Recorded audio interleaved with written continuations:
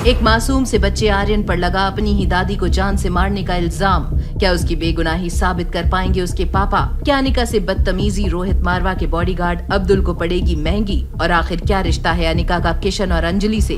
क्या अनिका के कोई अतीत का राज खुलेगा किशन और अंजलि के आने से?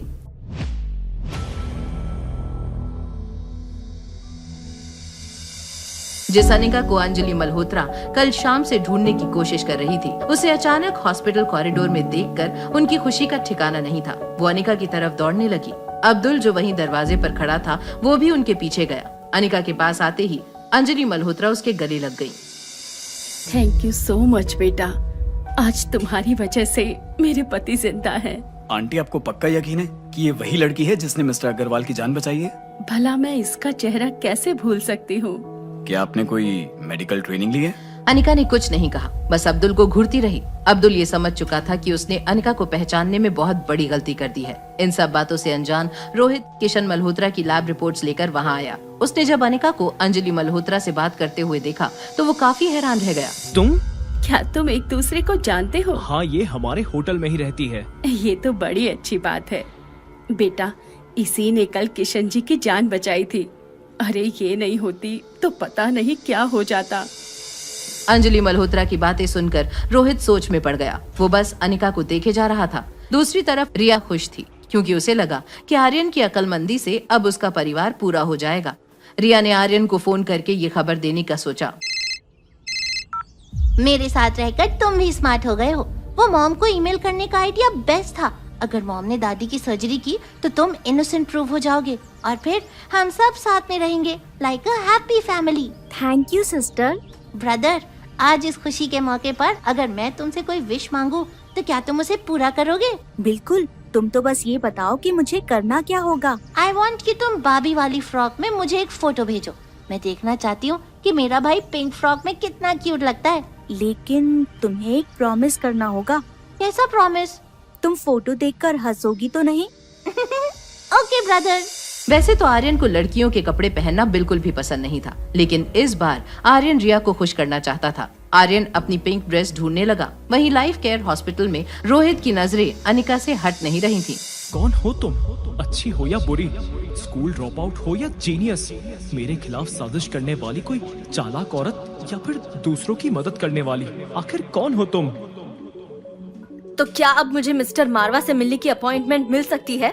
कैसी अपॉइंटमेंट? क्या आपने बताया नहीं मिस्टर मारवा को? क्या नहीं बताया अब्दुल? कौन से अपॉइंटमेंट की बात चल रही है यहाँ? वो सर, ये कल आई थी आपके स्वीट के पास, आपसे मिलने की जिद कर रही थी।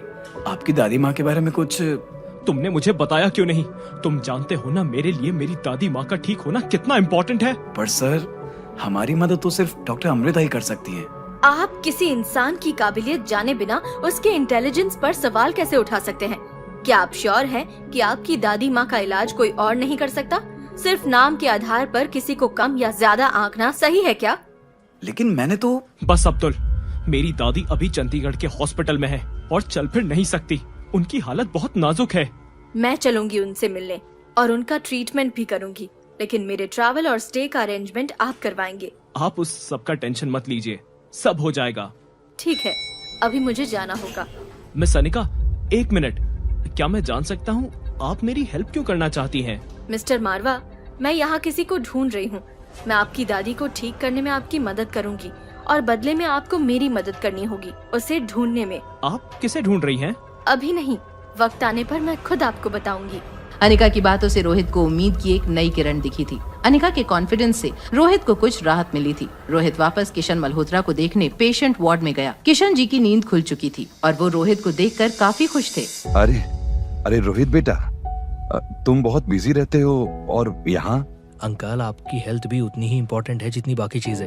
वैसे आपको मुझे बताना चाहिए था कि आप मनाली में हो। बेटा, मैं यहाँ किसी काम से नहीं बल्कि किसी अपने को ढूंढने आया हूँ। वो तो ठीक है, लेकिन आपको बताना चाहिए था ना। वैसे किसे ढूंढ रहे हैं आप लोग? दरअसल मेरी एक बहन थी, उसने यही किसी गुलेरिया फैमिली के एक लड़के से शादी कर ली थी। हमने बहुत दिनों तक दीदी से बात नहीं की। फिर हमें पता चला कि शादी के 2 साल बाद ही उसका देहांत हो गया। अभी कुछ दिनों पहले हमें पता चला कि मेरी बहन की एक बेटी भी है और वो मनाली में ही रहती है। बस उसी को ढूंढ रहे हैं हम दोनों। दीदी तो हमें छोड़कर चली गई, लेकिन हमें उनकी बेटी को कैसे भी ढूंढना है। वो एक बार हमें मिल जाए तो हम भी उसकी वैसी ही सेवा करेंगे जैसे दीदी हमारी सेवा करती थी। फिर शायद दीदी हमें माफ कर दे। चलो हम अभी गुलेरिया हाउस चलते हैं और अपनी बच्ची को लेकर आते हैं। नहीं, अभी नहीं, पहले आप ठीक हो जाओ, फिर हम सब साथ में चलेंगे। हाँ अंकल, इस वक्त आपको रेस्ट करने की सख्त जरूरत है। ठीक है, जैसा तुम कहो। रोहित, जरा वो बैग देना मुझे। ये देखिए, ये है मेरी बहन की तस्वीर। लेकिन ये तो वही लड़की है जिससे रोहित बेटा, अभी हम जिस लड़की से मिले वो तुम्हारे होटल में ही रहती है ना? हाँ आंटी। क्या तुम्हें उसका नाम पता है? हाँ, अनिका नाम है उसका। और सरनेम? अनिका गुलेरिया नाम है उसका। अनिका गुलेरिया। अच्छा बेटा, क्या तुम मेरी एक मदद कर सकते हो? मुझे अनिका के बारे में कुछ इन्फॉर्मेशन चाहिए थी। अब्दुल, अनिका की फाइल लेकर आओ। जी सर। तुम ऐसे पूछताछ क्यों कर रही हो? किशन, कल होटल लॉबी में जिस बच्चे ने तुम्हारी जान बचाई थी, ये वही अनिका है। उसे देखते ही मुझे लग रहा था कि हमारा कोई तो रिश्ता जरूर है। शायद वो ही हमारी अनिका है। सर, ये रही फाइल। ये लीजिए आंटी। किस्मत का खेल कहे या कुदरत का कोई करिश्मा, जिसे हम ढूंढते हुए आए थे उसने हमें ढूंढ लिया। मतलब अनिका ही? हाँ बेटा, अनिका ही मेरी बहन स्वाति की बेटी है। रोहित बेटा, प्लीज उसे मेरे पास ले आओ। अब्दुल, अनिका जी यहाँ अपनी बुआ से मिलने आई थी ना, तुम जल्दी से जाओ और उन्हें यहाँ लेके आओ। किशन अंकल की आंखें तरस गई थी उनकी भांजी को देखने के लिए। अनिका हॉस्पिटल से जा चुकी थी और अब्दुल किशोर को निराश नहीं करना चाहता था, इसीलिए वो अनिका का नंबर रिसेप्शन से ले आया। थैंक यू, ये नंबर हमें हमारी अनिका तक पहुंचा देगा। अंकल, आंटी, मैं अब चलता हूँ, मेरी एक इम्पोर्टेंट मीटिंग है। हाँ बेटा, तुम जाओ। तुमने जो कुछ भी हमारे लिए किया है उसका एहसान हम नहीं भूल सकते। रोहित होटल पैराडाइज के लिए निकल चुका था, लेकिन अभी भी वो अनिका के बारे में ही सोच रहा था। वहीं दूसरी तरफ अनिका भी हैरान थी जब उसे उसके अतीत से जुड़ा एक फोन आया। क्या मेरे मामा मामी? हाँ, और वो हमसे मिलने घर आ रहे हैं। लेकिन इतने सालों बाद क्यों? मैं ये सब नहीं जानता, बस तुम घर आ जाना टाइम से। ठीक है, मैं आ जाऊंगी। कॉल रखते ही अनिका के मन में कई सवाल उमड़ने लगे। अनिका अपनी माँ के परिवार वालों से कभी नहीं मिली थी, लेकिन सालों बाद अचानक उन्हें अनिका की याद कैसे आई? अनिका के मन में इस नए रिश्तेदार को लेकर डर था, तो वहीं कोई और भी था जिसे अनिका से भी ज्यादा डर लग रहा था। क्या तुम्हें यकीन है कि वो लोग अनिका के रिश्तेदार हैं? मुझे तो लगता है कि इन सब के पीछे अनिका का ही हाथ होगा। पक्का हमारे खिलाफ कोई नई साजिश रच रही है।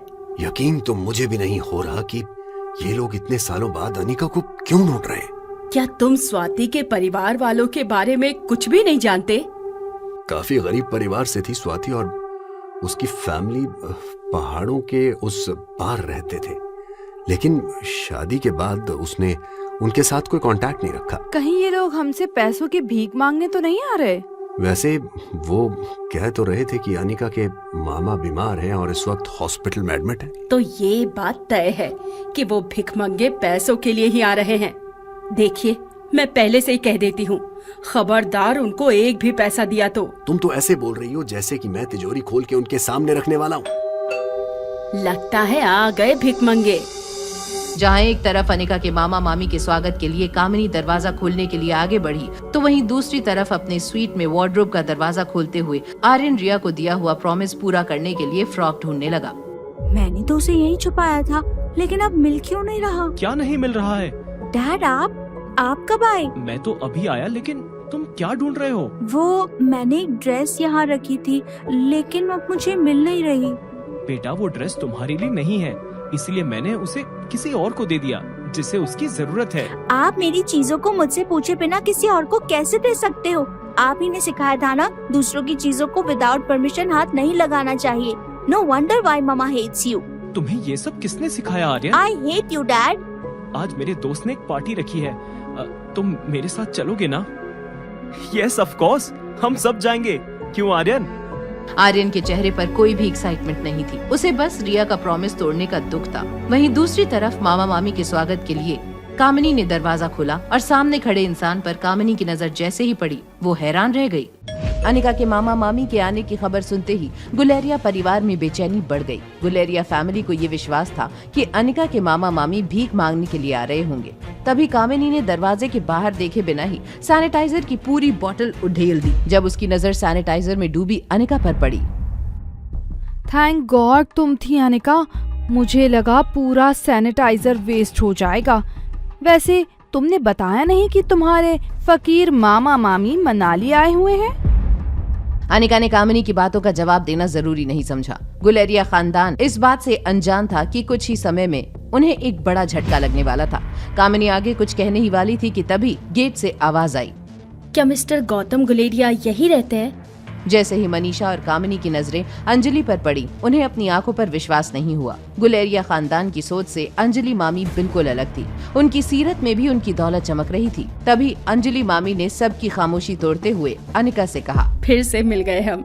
बेटा, पहली बार तुम्हें देखकर ही मुझे लग गया था कि हमारा कुछ पुराना रिश्ता है। आप यहाँ? और आप मेरे मामा मामी को कैसे जानती हैं? आई नो, तुम्हें बहुत कुछ पूछना होगा। मैं तुम्हारे सारे सवालों के जवाब दूंगी।